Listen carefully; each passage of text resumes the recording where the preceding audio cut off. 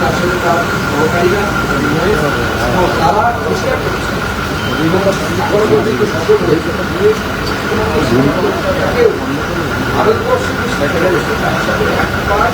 একই দলে स्टार्ट बंद करो गाड़ी का स्टार्ट बंद करो गाड़ी स्टार्ट करो যেমনি ওরা ব্যস্ততম সময়সূচি থেকে সময় বের করে এতটা সময় বাংলার শিক্ষা ব্যবস্থার জন্য দিলেন তার জন্য আমি মুখ্যমন্ত্রীকে অসংখ্য ধন্যবাদ ধর্মেন্দ্র প্রধান সাহেবের আসার কথা ছিল সেই কারণে আসতে পারেন দিল্লির থেকেও বিভিন্ন আধিকারিকরা তারা এসেছিলেন এবং দুই সরকার হাতে হাত কীভাবে কাজ করবে তার রোডম্যাপে আলোচনা হয়েছে সেগুলো আগামী দিনে আপনার তার নিদর্শন বা তার যে রেজাল্ট বলেন যে কি কি অপেক্ষা করে যেমন প্রথম কথা হচ্ছে দেখুন আগে যে আমাদের যে জায়গাগুলো ব্যাগেজ হয়ে আছে সবার আগে আমরা পিএম সুশা তার প্রকল্পগুলো এতদিন আমরা যদি আমি তথ্য দিই আমাদের আগে সরকারের সঙ্গে এই সরকারের সঙ্গে সরকারের পরে কী করবে ইউনিভার্সিটি অফ ক্যালকাটা তার এইরকম শিক্ষক যেটাকে 50 কোটি টাকা দেওয়া হয়েছিল রুষা যখন ছিল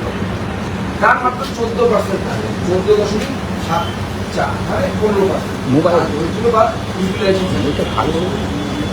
ইউনিভার্সিটি অফ কল্যাণ মাত্র 19% যাদবপুর ইউনিভার্সিটি 100 কোটি টাকা তার কারণ হয়েছিল কিছুটা ভালো 52%। আমাদের এই সরকার আসার পর তার ফিজিক্যাল ভেরিফিকেশন করে এবং কাজগুলোতে ইউটিলাইজেশন সার্টিফিকেট 75% ইউটিলাইজেশন সার্টিফিকেট প্রদান করা হবে আগামী দিনে স্বাভাবিকভাবে উষা যে ফান্ড সেই ফান্ড রাজ্য সরকার আবার দিতে চলেছে এর ফলে রাজ্য সরকারের শিক্ষা প্রতিষ্ঠানগুলো রাজ্য সরকার পোষিত বিশ্ববিদ্যালয়গুলো অনেকটা উন্নতি হবে আমাদের স্কুল শিক্ষার ক্ষেত্রেও বিভিন্ন ফান্ড পিএম পোষণ থেকে শুরু করে পিএম পোষণে আপনারা জানেন যে এসএমএ অ্যাকাউন্টের নিয়ম হচ্ছে তাতে আপনার পয়সা আছে ফান্ড আছে তো আমরা স্কুল শিক্ষা মন্ত্রকের সাথে আজকে আলোচনায় জানতে পেরেছি আজ কালকের মধ্যে আমাদের আগে কি হতো আপনারা জানেন বক্তু যখন মারা গেছিল এই ফান্ড থেকে টাকা মুখ্যমন্ত্রী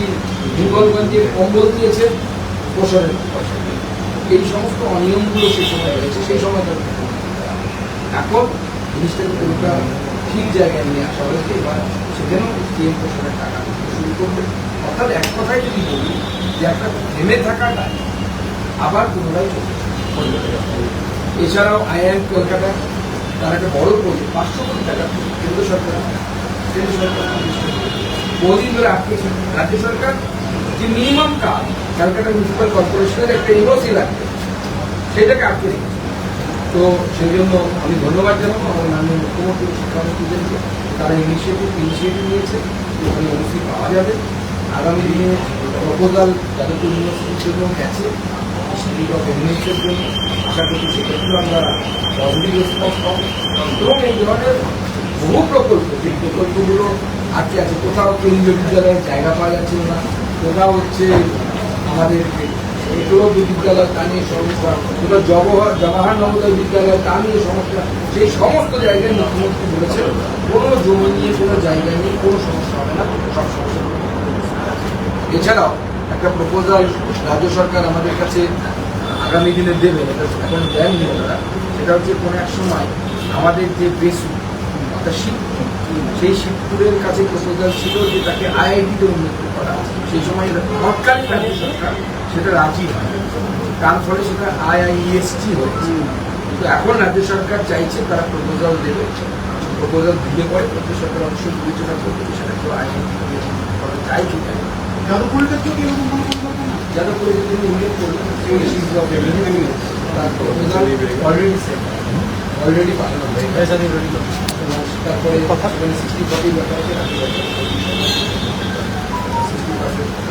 সেই নিয়ে আলোচনা আচ্ছা বেসরকারি শিক্ষা প্রতিষ্ঠান সম্পর্কে মুখ্যমন্ত্রী জানালেন যে এনওসি দেওয়া হয়েছে ঘুমগুলো নিচু করো দেখা যায় যে ফিস এবং অন্যান্য পরিকাঠামোর কাছে তাহলে সেক্ষেত্রে তাদেরকে আবার ভবিষ্যতে ছাত্রত্ব দেওয়া হয় এই বিষয়টা ঠিক কি আলোচনা হয়েছে কোন ধরনের শিক্ষা প্রতিষ্ঠান অভিযোগ আছে দেখুন কিন্তু ইন্ডিভিজুয়াল আলোচনার বিষয় নিয়ে এই ক্ষেত্রে রাজ্যের যে শিক্ষামন্ত্রী উচ্চশিক্ষামন্ত্রী আছেন তিনি বিষয়টি দেখবেন মুখ্যমন্ত্রী নির্দেশন উনি মুখ্যমন্ত্রী যেটা নিজেরা আলোচনা করেছেন আপাতত 2 বছর কোনো বেসরকারি শিক্ষা প্রতিষ্ঠানকে রাজ্য সরকার উচ্চশিক্ষা প্রতিষ্ঠানকে কোনো এই রাজ্য সরকার কোনো উচ্চশিক্ষা প্রতিষ্ঠানকে আপাতত পারমিশন দেবে আপাতত আমরা যেটা নীতি নিয়েছি বা এই রাজ্য সরকার যে নীতি নিয়েছে সরকারি ব্যবস্থা সেটাকে দৃঢ় করা সরকারি ব্যবস্থাকে ভালো করা স্কুলগুলোকে প্রতি স্কুলে আমি মুখ্যমন্ত্রী নির্দেশ দিয়েছেন টয়লেট আছে কিনা জলের ব্যবস্থা আছে কিনা কিচেন 100% জায়গাতেই আমরা বলতে পেরেছি কিচেনে গ্যাসের ব্যবস্থা আছে প্রায় এখন 20-25% স্কুলে গ্যাসের ব্যবস্থা অর্থাৎ যে ইনফ্রাস্ট্রাকচার আছে স্কুলগুলোকে আগামী দিনে সেই পরিকাঠামোগুলোকে ভালো করার প্রতি মাননীয় মুখ্যমন্ত্রী জোর দিয়েছেন। আরো সুদৃঢ় করার দিকে বেশি আমরা নজর দিচ্ছি এবং আপাতত 2 বছর কোনো বেসরকারি শিক্ষা প্রতিষ্ঠানকে পারমিশন দেওয়া হবে না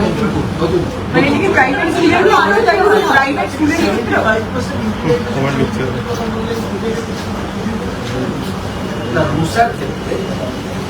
যেটা এখন তার ইউটিলাইজেশন সার্টিফিকেট জমা পড়ে কেন্দ্র সরকারের কাছে ইউটিলাইজেশন আগে সরকারের তো স্বাভাবিকভাবে ইউসি না জমা করলে পরবর্তী টাকাগুলো আসেনি এবং রুষা পরবর্তী সময় ফার্স্ট স্টেজের 2,000 টাকা এসেছে দ্বিতীয়তে আসেনি মিনিমাম এবং তারপর থেকে একটা পিএম রুষা হয়ে গেছে রুষা 1 রুষা 2 ছিল তারপরে হচ্ছে পিএম রুষা সেখানে রাজ্য সরকার অংশগ্রহণই করেন পূর্বতন রাজ্য সরকার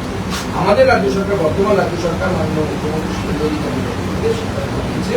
আগেই সিদ্ধান্ত নিয়েছিল যে আমরা সার্টিফিকেট